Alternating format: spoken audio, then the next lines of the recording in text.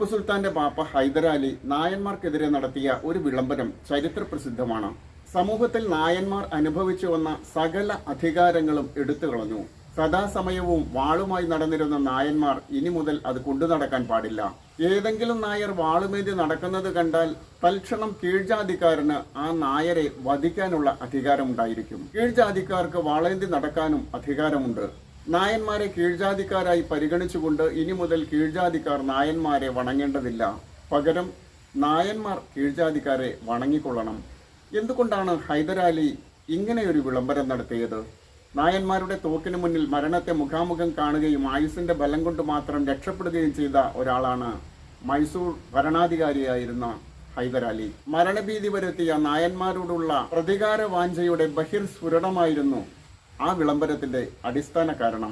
മലപ്പുറം ജില്ലയിലെ വെട്ടത്ത് പുതിയങ്ങാടിയിൽ BP അങ്ങാടിയിൽ വെച്ചാണ് ഹൈദരാലി മരണത്തെ മുഖാമുഖം കണ്ടത്.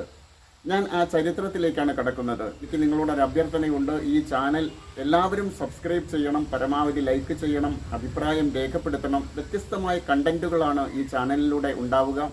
അതുകൊണ്ട് എല്ലാവരും സപ്പോർട്ട് ചെയ്യണം, പിന്തുണയ്ക്കണം എന്ന് അഭ്യർത്ഥിച്ചുകൊണ്ട് ഞാൻ ഹൈദരാലി മരണത്തെ മുഖാമുഖം കണ്ട ആ ചരിത്രത്തിലേക്ക് കിടക്കാം.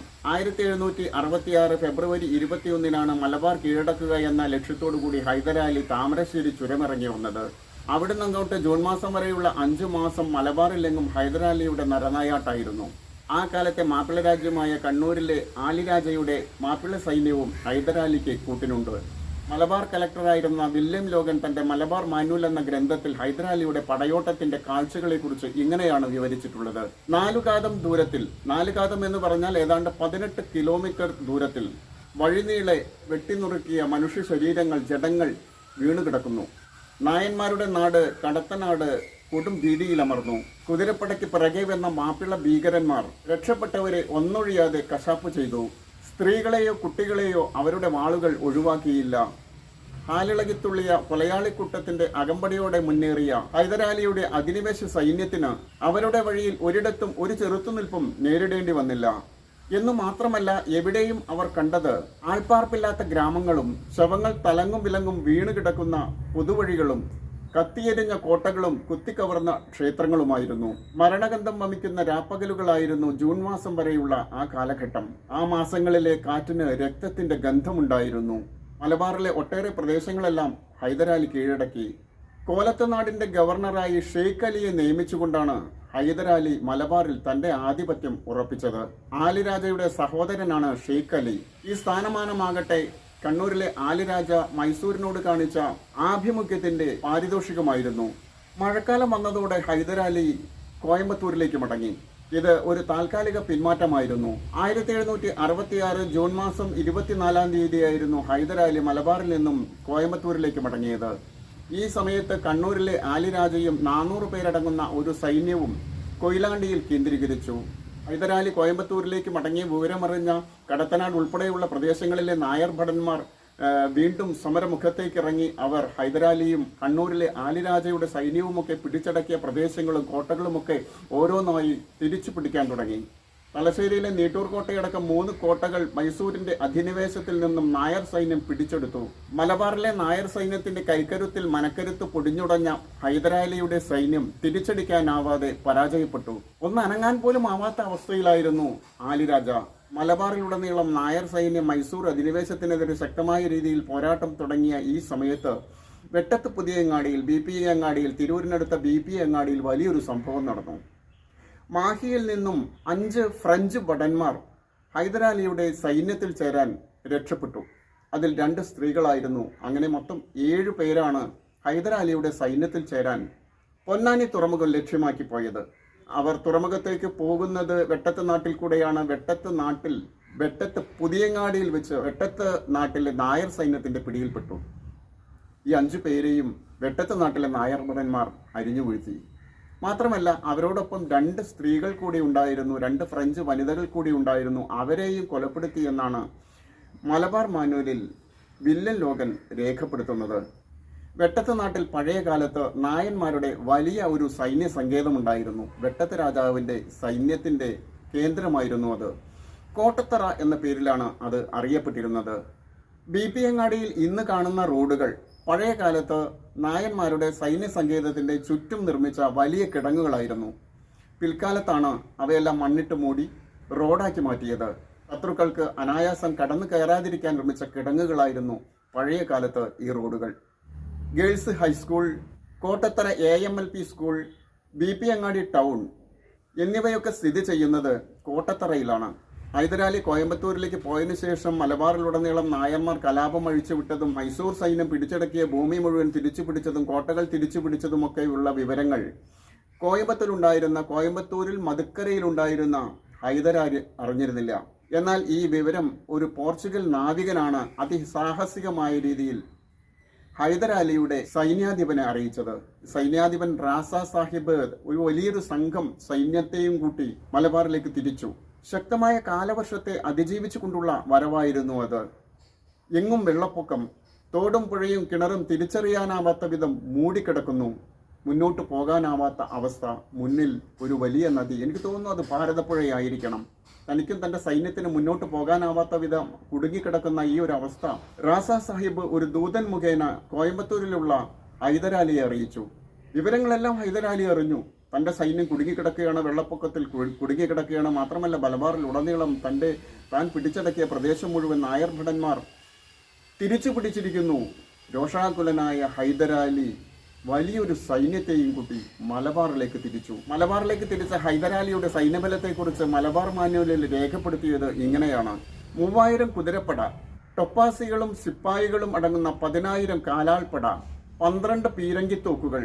പീരങ്കികളെല്ലാം വഹിച്ചിരുന്നത് ആനകളായിരുന്നു. ഇതിനെല്ലാം പുറമെ ഹൈദരാലിയുടെ നിയന്ത്രണത്തിലല്ലെങ്കിലും 300 പേരടങ്ങുന്ന യൂറോപ്യൻ സൈന്യവും ഈ സൈന്യവ്യൂഹത്തിലുണ്ടായിരുന്നു. ഈ സൈന്യത്തെ ഹൈദരാലി വിശേഷിപ്പിച്ചിരുന്നത് ബഡ ആദ്മി എന്നാണ്, അതായത് വലിയ മനുഷ്യൻ.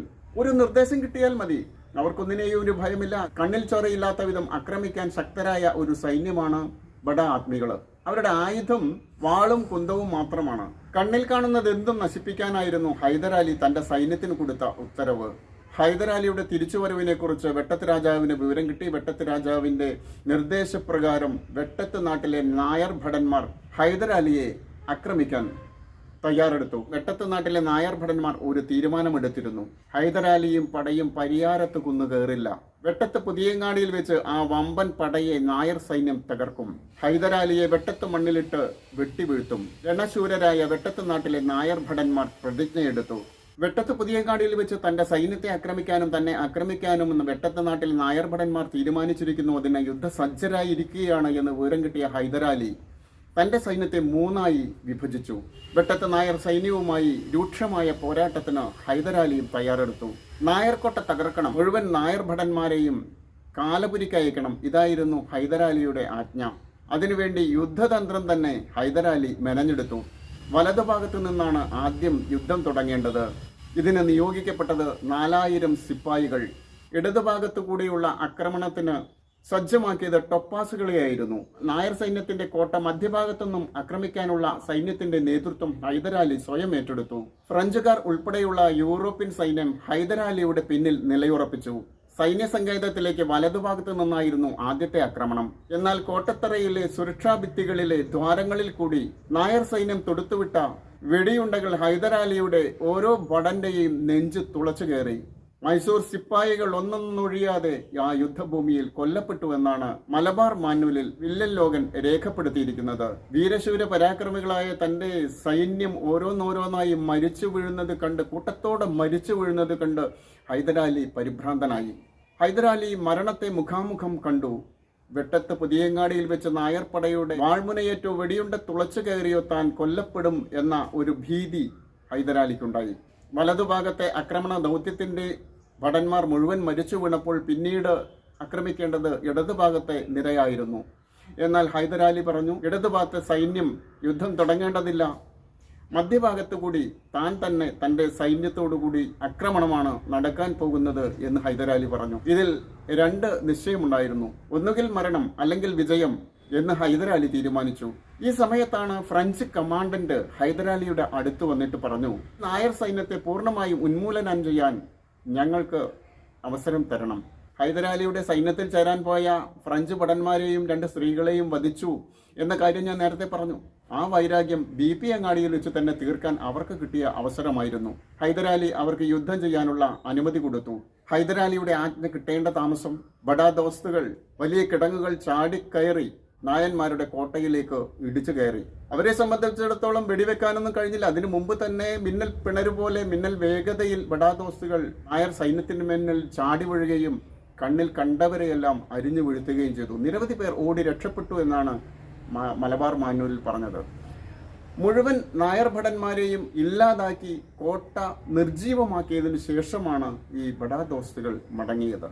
ബഡാ ദോസ്തുകൾ ആ സൈന്യത്തിൽ ഉണ്ടായിരുന്നില്ലെങ്കിൽ വെട്ടത്ത് പുതിയങ്ങാടിയിൽ വെച്ച് ഇവിടെയുള്ള നായർ ഭടന്മാർ ഹൈദരാലിയെ വധിച്ചു കളയുമായിരുന്നു. ഹൈദരാലിക്ക് നായന്മാരോട് പക തോന്നാനും ഈ വിളംബരം പുറപ്പെടുവിക്കാനൊക്കെ ഉണ്ടായ ഈ സാഹചര്യം എന്ന് പറയുന്നത് BP അങ്ങാടിയിൽ വെച്ചുള്ള യുദ്ധമാണ്. നിരവധി പേർ വെട്ടത്ത് നാട്ടിൽ നിന്നും പലായനം ചെയ്തു. തൃശൂർ മുതൽ തിരുവനന്തപുരം വരെയുള്ള പ്രദേശങ്ങളിലേക്കാണ് ഇവിടെയുള്ള ആളുകൾ പലായനം ചെയ്തത്. ആ കാലത്ത് പലായനം ചെയ്തവരുടെ പരമ്പരകൾ ഇന്നും തിരുവിതാംകൂറിന്റെ പല ഭാഗങ്ങളിലും ജീവിച്ചിരിക്കുന്നുണ്ട്. പലായനം ചെയ്ത് കാടുകളിൽ അഭയം പ്രാപിച്ചവരെ തിരിച്ചു കൊണ്ടുവരാൻ ഹൈദരാലി ഭടന്മാരെ അയച്ചുവെങ്കിലും ആ ശ്രമം വിജയിച്ചില്ല. ഈ സമയത്താണ് ഹൈദരാലി നായന്മാർക്കെതിരെ വിളംബരം പുറപ്പെടുവിക്കുന്നത്. നായന്മാർ വാളുകൊണ്ട് നടക്കാൻ പാടില്ല, വാളുകൊണ്ട് നടക്കുന്ന നായരെ കണ്ടു കഴിഞ്ഞാൽ മറ്റുള്ളവർക്ക് ആ നായരെ വധിക്കാം തുടങ്ങിയിട്ടുള്ള വിളംബരം പുറപ്പെടുവിച്ചത് ഈ ഒരു ഘട്ടത്തിലാണ്. ഇതിന്റെ പിന്നിൽ ഹിന്ദുക്കളെ പരസ്പരം ശത്രുക്കളാക്കുക എന്ന ഒരു ലക്ഷ്യം കൂടി ഹൈദരാലിക്കുണ്ടായിരുന്നു. ആ സംഭവത്തെക്കുറിച്ച് മലബാർ മാന്യൂലിൽ വില്ലൻ ലോഗൻ രേഖപ്പെടുത്തിയിട്ടുള്ളത് എങ്ങനെയാണ്? പാവപ്പെട്ട നാട്ടുകാർ മലമുകളിലേക്കും കാടുകളിലേക്കും കൂട്ടത്തോടെ പലായനം ചെയ്തു. തങ്ങളുടെ വീടുകൾ കത്തിയെരിയുന്നതും കന്നുകാലികളെ അരിഞ്ഞു തള്ളുന്നതും ആരാധനാലയങ്ങൾ കൊള്ളിവെക്കുന്നതും അവർ കണ്ടതാണ്. കയ്യിൽ കിട്ടിയവരെയെല്ലാം പിടിച്ചു കെട്ടി കൊണ്ടുപോയത് മഞ്ചേരിയിലേക്കാണ്. മഞ്ചേരിയിലേക്ക് ഹൈദരാലിയുടെ ഒരു തടങ്കൽ പാളയമുണ്ടായിരുന്നു. ആ പാളയത്തിൽ 15,000 തടവുകാരുണ്ടായിരുന്നു. ഈ തടവുകാർക്ക് ഭക്ഷണമോ കാര്യമായ പരിചരണമോ ഒന്നും കിട്ടാതെ കടുത്ത പീഡനമേൽക്കേണ്ടി വന്ന നിരവധി തടവുകാർ മരിച്ചു. ഒടുവിൽ ആ തടങ്കൽ പാളയത്തിൽ അവശേഷിച്ചത് വെറും 200 പേരായിരുന്നു. ഇന്ന് ഈ പോരാട്ട ചരിത്രം ആരും ഓർക്കുന്നില്ല, ആർക്കും അത് അറിയുകയുമില്ല. അപൂർവം ചില ചരിത്രത്താളുകളിൽ പൊടിഞ്ഞൊടുങ്ങി മാഞ്ഞു കഴിഞ്ഞിരിക്കുന്നു ഈ ചരിത്രം. ഈ വീഡിയോ നിങ്ങൾക്ക് ഇഷ്ടമായി എന്ന് കരുതുന്നു. വ്യത്യസ്തമായ മറ്റൊരു വീഡിയോയിൽ വീണ്ടും കാണാം. അതുവരേക്ക് നമസ്കാരം.